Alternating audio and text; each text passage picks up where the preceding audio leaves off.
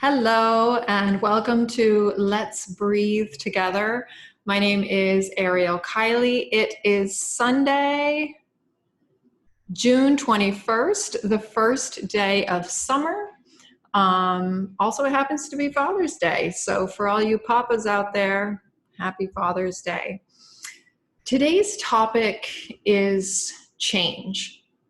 And change is such a fascinating topic to look at from the perspective of the breath and the nervous system and just basic human behavior. Because the thing about change, either change on an individual level, which of course can also be amplified, everything to change on a systemic level, is we're motivated to change when we feel uncomfortable. Discomfort is what really makes us say something's got to give, that something has to change. And it reminds me of that quote, that great quote by Anais Nin, where she says, "The day came when the risk to remain tight in a bud was more painful than the risk it took to blossom." The day came when the risk to remain tight in a bud was more painful than the risk it took to blossom, which so beautifully and poetically encapsulates how we change when the pain of stasis is greater than the discomfort of change. And some of us, myself included, might like to think we're beyond our basic animal nature at times, but the truth is, like, we're all at the mercy of our desire for comfort. I have another quote I want to share with you, but first let's just take 3 breaths together. Will you make yourself, I was going to say comfortable, make yourself nice and symmetrical, and relax your shoulders. Just find even here.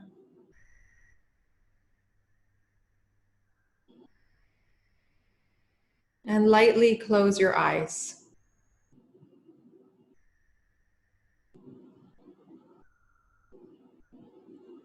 And let's all inhale together. And exhale. And inhale. And exhale. And again, inhale. And exhale. And just notice how you are feeling today, how you're feeling in your body, in your nervous system, your lungs, and your heart. And just sense what changes might be on the horizon for you. They might be personal changes, or they might be bigger changes that you want to take part in your society or for the earth. What changes feel imminent?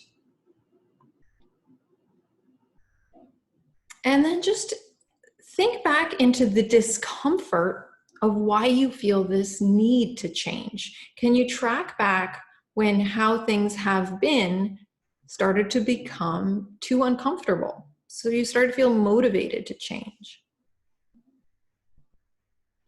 And just notice if you recognize that in your own memory.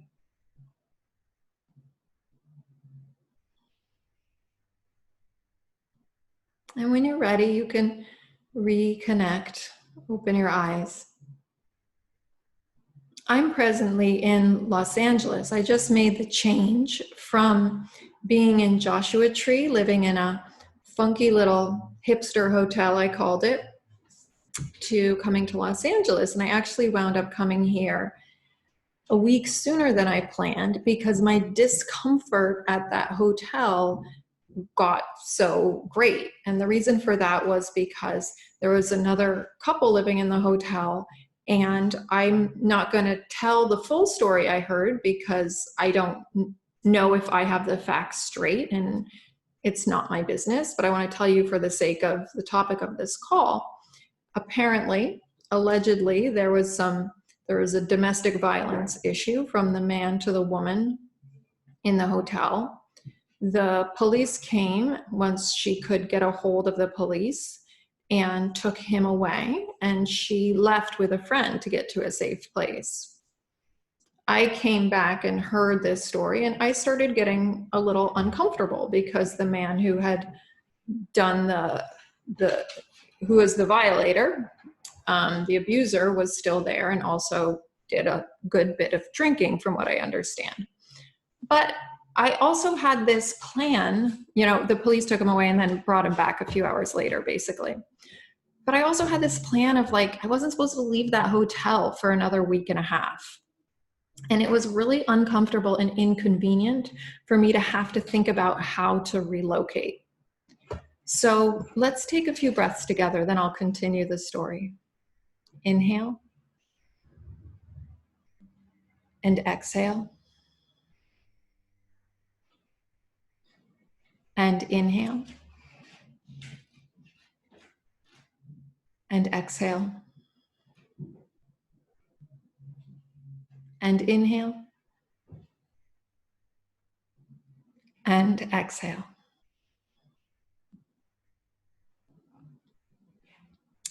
So I decided to stay on at the hotel until the day I was planning on leaving, about a week and a half later. But then what happened was, a couple days later, the man who was the abuser caught wind of the fact that another inhabitant in the hotel had told the owners of the hotel that this disturbance had happened, which I felt great about. I felt like they needed to know what was happening at the hotel because there's no other management on the premises. And the man caught wind of this. And the same day that he seemed to figure this out, also, the girlfriend came back. So she came back to be with him, which is kind of, as we know with these cycles of abuse, often that happens. The discomfort of the abused becomes so intense that they have to leave. They have to do something, which clearly had happened. She left for a few days, and then something must have happened where the discomfort of not being with her partner became too great, and so she was motivated to come back. When that happened, also the man, the boyfriend, decided to threaten the other person living in the hotel who had told the owners about what happened. So at night, I heard this disturbance outside my door of yelling and threatening going on. Now, you better believe my discomfort level just jumped another rung when that was happening. Suddenly, I didn't know if I would somehow get involved, if I would somehow be accused of being implicated in telling the owners, and I felt scared being there. So the next morning, I woke up and decided immediately I had to go. I didn't have a choice anymore. So I made new plans to come to Los Angeles sooner so that I could feel safe and comfortable again. Let's take 3 breaths. Inhale and exhale. And inhale and exhale. And inhale and exhale.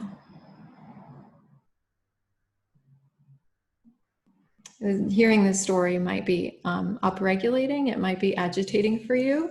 So I want to just make sure I'm taking breaks. But that's pretty much the end of that part of the story. And, I send my prayers to both of them, him for recovery and her also to have a different threshold for comfort and a lower threshold for what might be the discomfort and what seems like is abuse in that relationship. So for each of us, when we feel uncomfortable, just like I did at the hotel, we're motivated to make a change, but we have to feel uncomfortable enough oftentimes. And I think you can also probably tune into this right now as you just feel into first where you're at with COVID.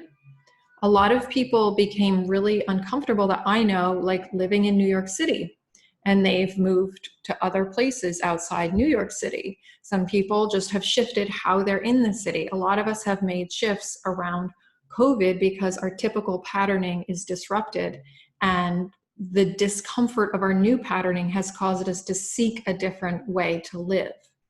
So you could just reflect for a moment on if you recognize discomforts. I've also heard of people who realize how uncomfortable their partnership is once they're with their partner that much more during the day, and they're motivated to make a change. Or some realize it's so much more comfortable being at home, they don't want to go back to work. See if you can just reflect a little how COVID has affected where you feel comfortable or uncomfortable. You can feel into your breath.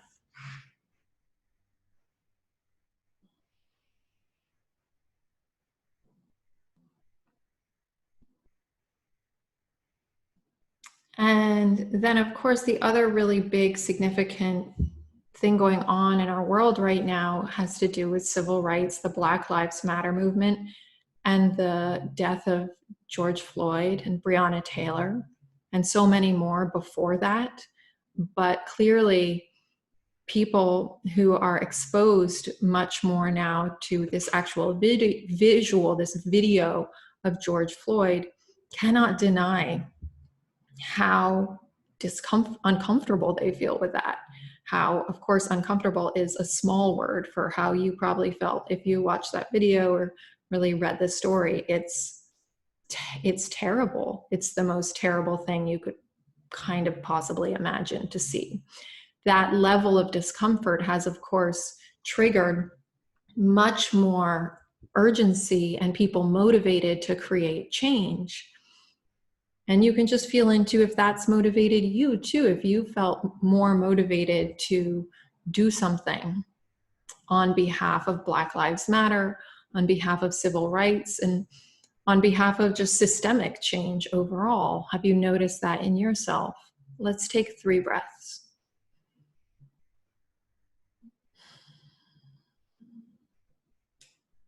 Two more.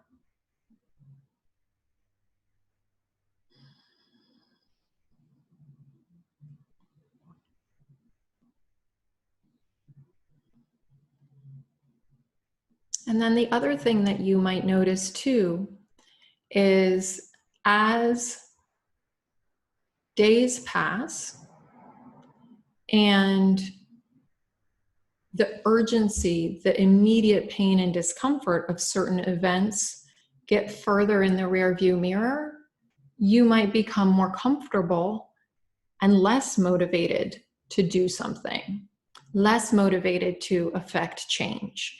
And I think this is really important to understand about our physiology, because in our nervous systems, comfort equals safety. Comfort equals, for the night, for now, we're fed, we have shelter, we're safe. And so we're very primally wired toward comfort. And I think this is one reason why education is so powerful when it comes to things like having the motivation to really create systemic change around something that might not immediately be affecting you, is because the more we educate ourselves, the more we understand, the more we feel the discomfort of what we've learned, and we won't stand for it anymore. We won't accept it. And I'm sure that you've had that experience too, where like you were able to kind of avoid a topic until you really learned about it. And then you realize the discomfort of knowing what you know. You couldn't unknow what you know. You had to do something about it. You had to change how you live. And I think this is also something that's happened a lot with environmental causes, where people learn something, like remember that Al Gore movie that came out, Inconvenient Truth. They learn things about what actually humans are doing to the environment. And once you know that, I remember I had an ex-boyfriend that was like so annoyed with the idea of bringing reusable bags to the grocery store. He was just like too cool to bring reusable bags to the grocery store. And then one day, I don't know, he read some article or something, and he realized like why you would bring reusable bags, and kind of the like pathetic arrogance of thinking you need a plastic bag every time you go to the grocery store. And he started like bringing a backpack full of disposable bags. I was like, that was after we broke up. I'm like, now you're into disposable bags. Okay, cool. But that's the power of education too, right? It can help drive us to change. But I am going to go towards a more positive spin on this as we get into the breathing techniques for today. But I do want to offer one more quote too. So this is from Jim Collins, from a really interesting business book, kind of iconic business book called Good to Great, about companies that have performed really amazingly beyond other companies over a 15-year period. And he studied why some companies are good and why some companies are great, why they reach a new level of excellence. And his quote is just that the good is the enemy of the great. So a lot of times when things are just good, we're comfortable enough to not make change, and therefore we deny ourselves the possibility of greatness. And this happens on individual levels. Like think of a time in your life when things were good enough. Things were good enough to not motivate you to go to the next level, to pursue greatness. And then probably something happened where good enough didn't become good enough anymore. Like maybe you got sick, or maybe someone broke up with you, or maybe you lost a job, or someone started being weird at work, or something started to shift, the scale started to tip so that good enough wasn't good enough anymore. And if you hit a real rock bottom, the cool things about rock bottoms are when you're crazy uncomfortable, oftentimes you can launch into a whole other level, a whole new height of transformation that you wouldn't have been able to launch to if you didn't rock bottom. You know what I mean? Like rock bottoms are amazing actually to launch toward greatness if you take advantage of them. And of course, we as a society here in the United States have hit a huge new rock bottom. And eerily enough, that rock bottom has been there for a really long time, but it hasn't entered the collective consciousness on the scale it has. And so there's this feeling like, wait, maybe we can and should, and we're ready to make huge change. Can we launch from here to someplace so much better, that's so much more respectful to all humans that live in this country? So here's the thing that I think is really powerful if you aren't rock bottoming and if you aren't uncomfortable. So yes, there's education and inspiration, or education, just like learning about things that suck so that you're motivated to change. But there's also the inspiration side, where you're so dialed into your values that you can't help but feel motivated to pursue them. You're so connected to what you're passionate about and what you believe in, that passion motivates you to take risks, motivates you to leave the good behind in pursuit of the great.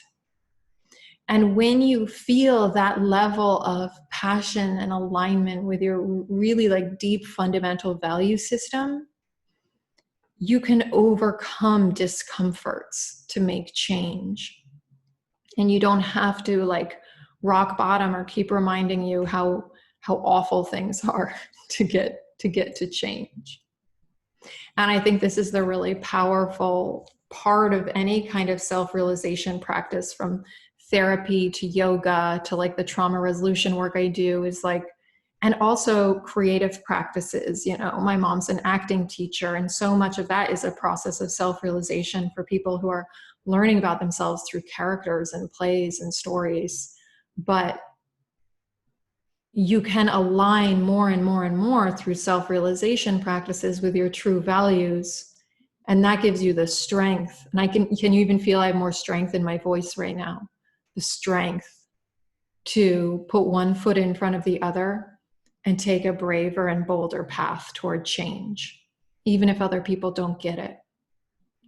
So there are two breath patterns that I want to teach you today to support you making for change on a personal level, and also connecting with change you want to help make on a societal and global level. Because you know, things are going to get comfy again. And there are a lot of systems in place that are set up to make people as comfortable as possible so that they don't have a reason to pursue make things good enough. And we don't want to get, kowtow to those systems. Okay, so the first one is, we're going to do a simple abdominal breath, because if your nervous system is jacked, if you feel afraid, even though that can be a motivator to change because you're uncomfortable, if you're in fight or flight survival mode, that change is not going to be organized. It's not going to be skillful, and you're not going to be able to see the big picture when you make that change. It's going to be like a burst of manic energy that burns out. So the first thing we're going to do is do abdominal breath, because the abdominal breath is super regulating for your nervous system. So when you feel that intense survival energy, you can do this breath, and it'll help bring you into parasympathetic dominance in your nervous system. It'll help steady you, ground you, so you can use your motivation wisely and skillfully and take responsive action instead of reactive action, okay? So sit comfortably, or like sit evenly, and put one of your hands on your belly. So here's my hand on my belly, and get it like right on like your belly bowl, I just had I made myself some breakfast tacos. So put your hand right on your breakfast tacos, if you know what I mean. I wish we were physically together. Wouldn't that be so much fun? And if we could just sit around and have breakfast tacos and then do Let's Breathe together in person. To think, perchance to dream. Okay, now put the other hand on top of this hand. So I'll show you again. So it's like this.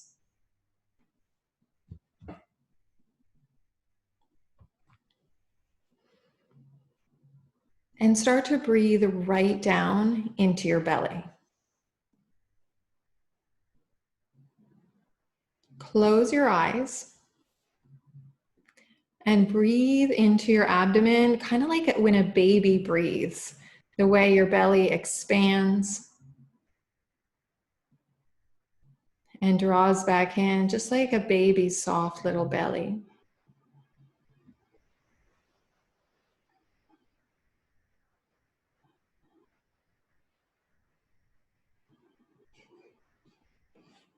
And make the inhale and exhale about even. So even length inhale and even length exhale.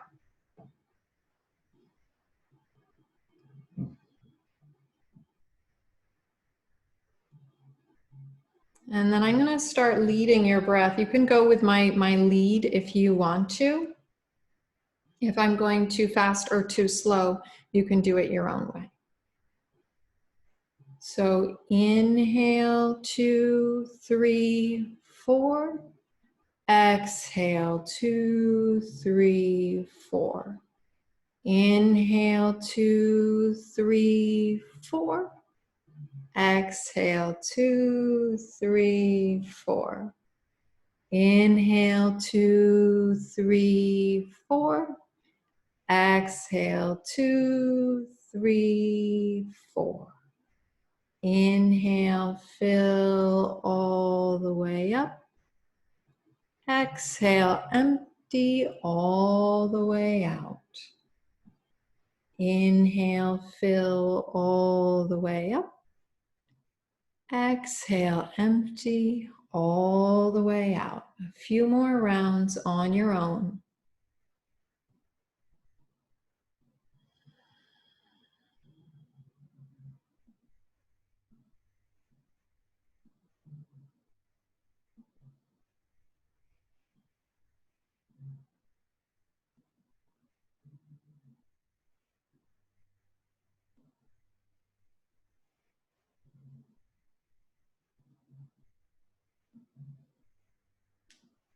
Then gently release your hands, but keep your belly breath going.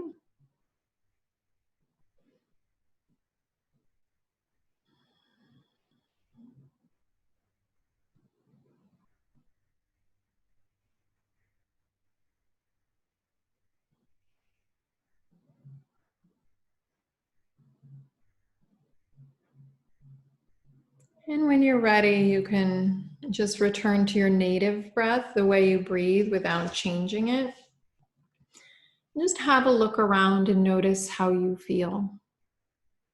And one way to notice what state your nervous system is in is by seeing what you actually see when you look around. So when I'm doing trauma resolution work with clients, I'll often pause and ask them to look around and say, what do you see in your environment? And if they tell me, you know, they see, oh, it's still a bright, lovely day outside, the sun is shining, I'm noticing this pretty plant in the corner of my room. What they're noticing gives me cues of where they're at. I'm like, okay, they're pretty regulated. They're picking up on things and reflecting a world that feels good, that feels positive, versus when I check in and they say, oh, I see this weird little shadowy corner. It looks like, you know, it looks like there might be a spider web in there. I'm noticing the scrapes on the walls where my furniture damaged the walls. You know, those kind of observations, I'm hearing like, okay, they're seeing shadowy, scary stuff, and they're seeing scraped up, hurt stuff. So it's a really simple way for you to tune into what's going on with you. If you look around and see, like, I'm seeing like a pretty little like pink La Croix can from my seltzer that I like to drink. Noticing that. I'm noticing the light on the ceiling. Like, I'm noticing things that show me that I'm pretty regulated. It's so simple, but it's so fascinating, isn't it? The world just reflects what we're projecting. We can hear it in our language. So that's a breathing technique that you have available to you. You can put your hand on your belly or not. The hand just adds a soothing element of touch and helps direct the breath there. So when you are feeling like, oh my gosh, I'm uncomfortable, I have to change, but I need to regulate first. So I change from a balanced, clear place in myself, do that abdominal breath. Now here's the second breath I want to offer you. This is about connecting to your values. So over and over again, when I do sessions with people and when topics around what they love, what they believe in, what they're passionate about come up, the hand goes to the heart so much. The hand just goes to the heart. And I'm sure you felt that too, times when you're tuning into what you really value and the hand goes to the heart. You can notice that that happens automatically, but you can also bring your hand to your heart and breathe there as a way to reconnect to your values. And this, I think, is really cool because if you're in a situation that's good enough and you're like, this is good enough, but I know I want better. I want better for myself. I want better for the world. I don't want to go back to being comfortably numb in whatever situation you might feel yourself, or like surrendered, or just,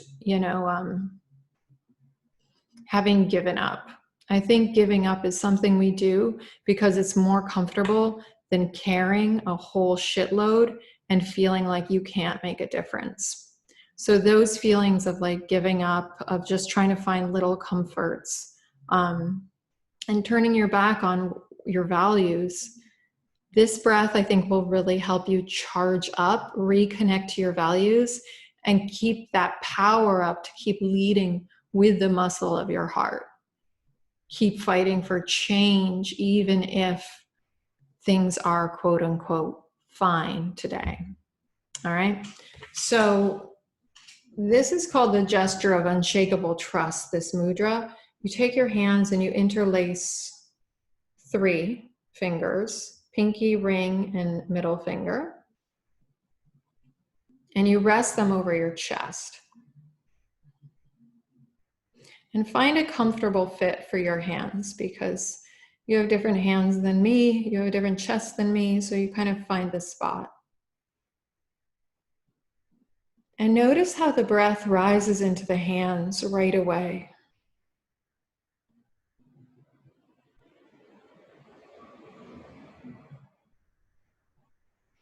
And if you're up for it, stay tall, but just close your eyes. And see if you can feel your heart thumping through your hands.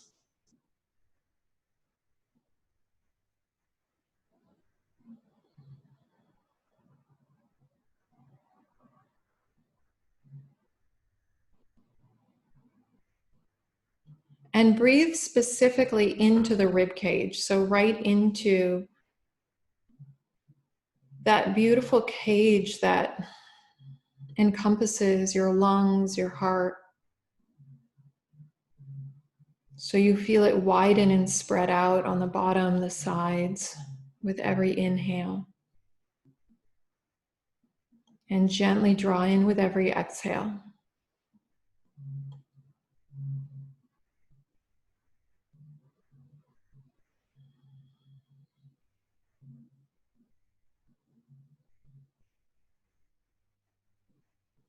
And I'm going to drop this question into your experience and just ask your heart this question.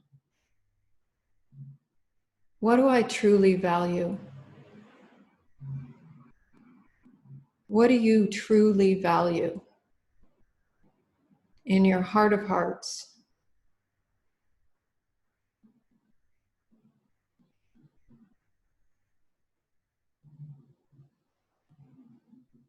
What do you want to have the strength to fight for?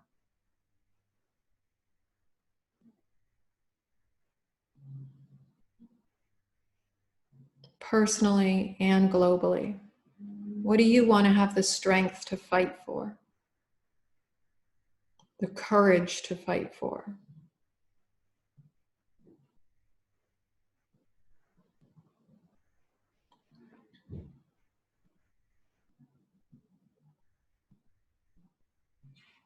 Notice how your heart and the energy around your chest responds as you connect to your values.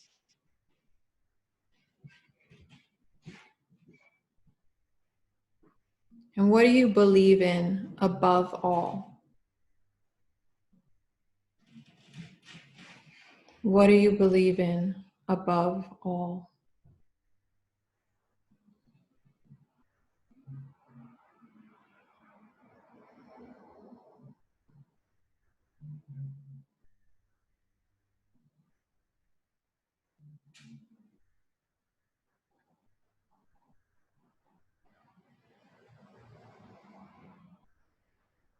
Notice how your chest feels.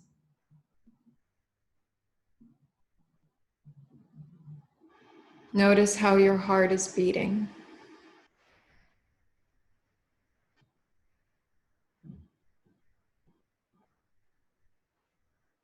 What if your change was motivated from here? Not from discomfort, not from fear, right from your heart, for you individually and every sphere greater that you engage in.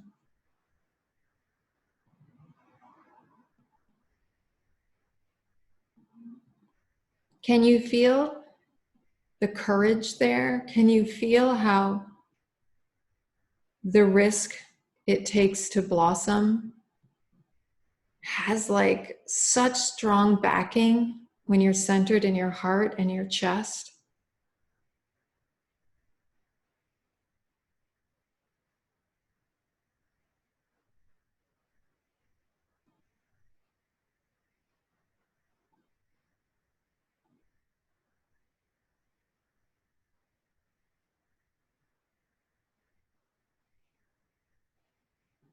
I'm just like feeling my heart right now. It feels so good. It feels so strong and powerful. So if you want to make any notes or mental notes or physical notes on, if you're afraid you're going to forget something that came up, you could take a couple notes about what you saw or felt.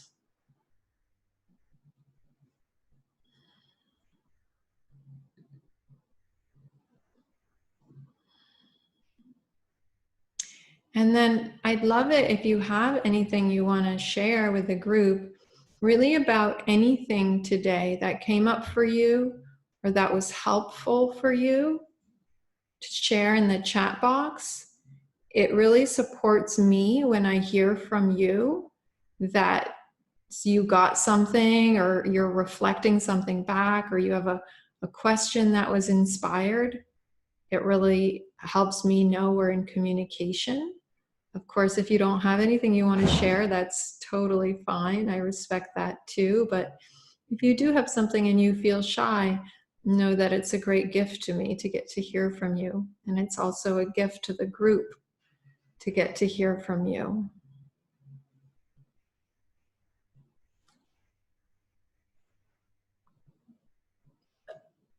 Mom, what about you? What did you notice?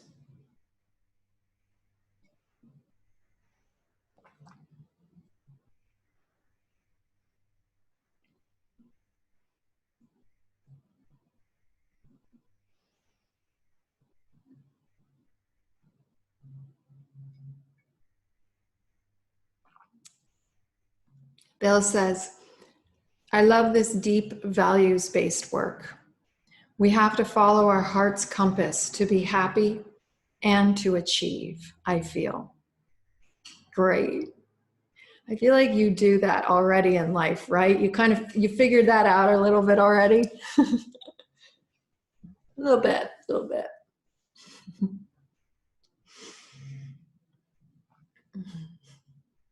Oh, Mom, do you want to come on and speak, or do you want to type something in the chat box? I can unmute you.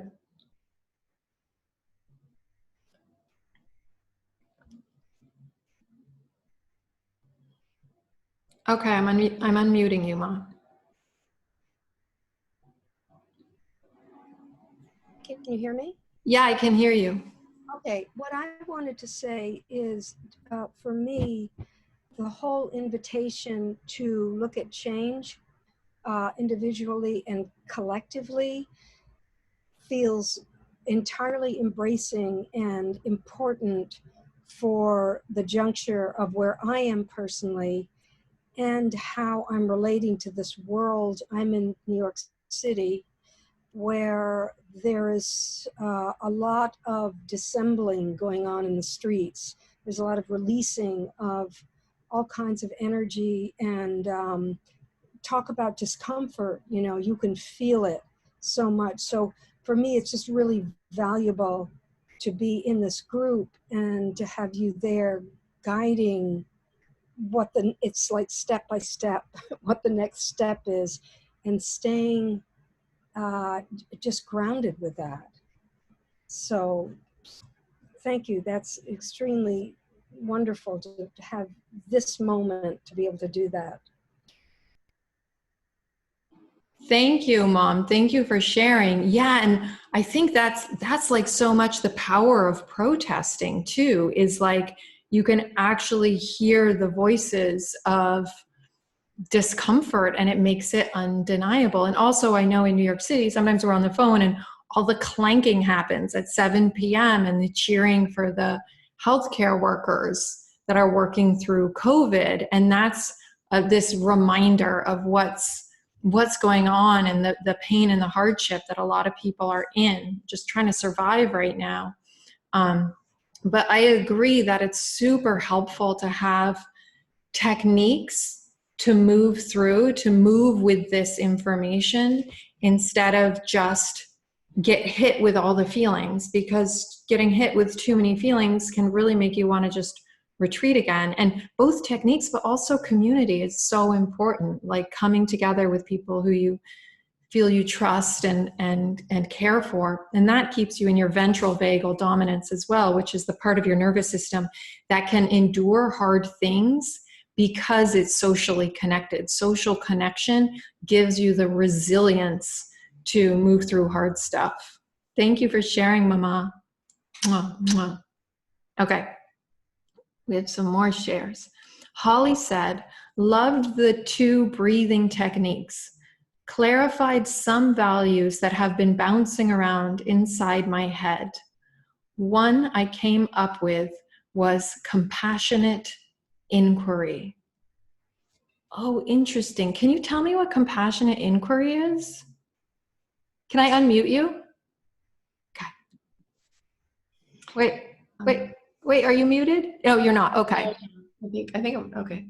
I think what I was thinking about was this idea that when 2 sides talk to each other and like we're so divided and we can't speak to each other, like it just becomes so difficult.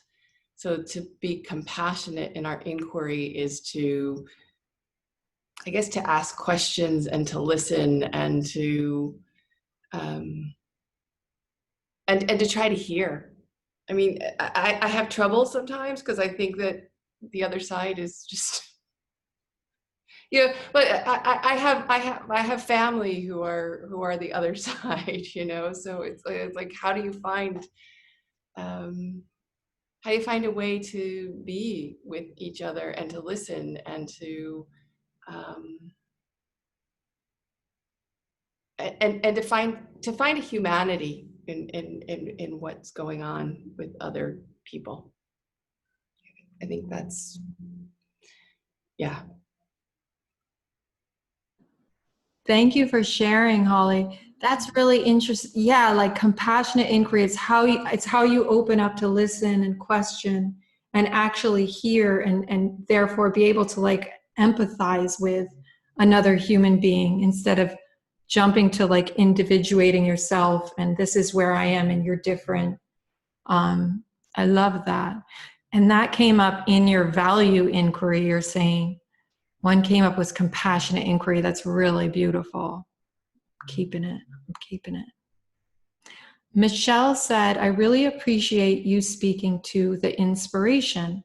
I have had a dead feeling coming up and knowing that I deeply value heart-centered contact. Yeah. And it's been really hard to have our heart-centered contact in the same way with isolation. But like, I feel like for so many of us, it's like, whoa, I need this. It's such a wake-up call. I mean, you have heart-centered contact with all your animals that you've rescued. Michelle has the 2 coolest Sphinx cats. Like, they look like sexy aliens. They do. Michelle, one day you should come off video and show us your sexy Sphinx cats.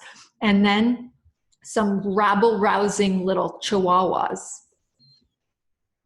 They've been through some stuff. Okay. Janet said, saw some Trump signs which made me feel so unsafe and angry. Today called my cousin who has a lot of leadership with the DNC to find out what actions I can take to assist, which I really don't want to do. Yeah. It's uncomfortable, huh? It's uncomfortable. I think like really reconnecting to like, there are things I don't want to do, but there's an outcome that's so important that I can, like, finding your feet. So you really decide, what am I going to take on? What can honor my values and honor my desire to take action? Yeah, I feel ya. I feel ya on the seeing Trump stuff and being like, ugh. It's crazy. JS. I feel I want to change where I live, but need to be patient while I make those changes step by step, as I am so exhausting, and the setbacks. Like, so exhausted, I bet you meant, and the setbacks. Totally. You know, one thing that's really wise about this statement is we have to make change little by little to be able to integrate it. And every once in a while, change is like a scab that's ready to fall off. Like, you've been doing the under the surface work, so you can suddenly do something huge and it's fine. Like, that was like my trip across country. It suddenly seemed big that I moved into a camper and moved across country, but I'd actually been preparing for it for 2 years with my money, with letting go of things, with changing, with connecting to my family. So that big theming thing wasn't that big of a thing. However, when you start getting that inkling to change, taking it little by little by little helps you integrate the change and adapt so that you don't get just snapped back to the old way of being. Janet says, and I have to leave my happy animal kingdom to deal with more humans. I know, but humans are animals too, you know. Unnecessarily complex ones. Y'all, thank you so much for sharing. That was so satisfying to hear from you. And I'm going to, what do we have? What time is it? It's probably well past time here. Yeah, I'm gonna maybe just sit for another minute or so. If you wanna sit with me, you're welcome to. If you wanna go about your day, you're welcome to, of course. Thank you so much for joining. It's a joy to get to see you all. Okay, I'm gonna sit tall. Let's breathe together.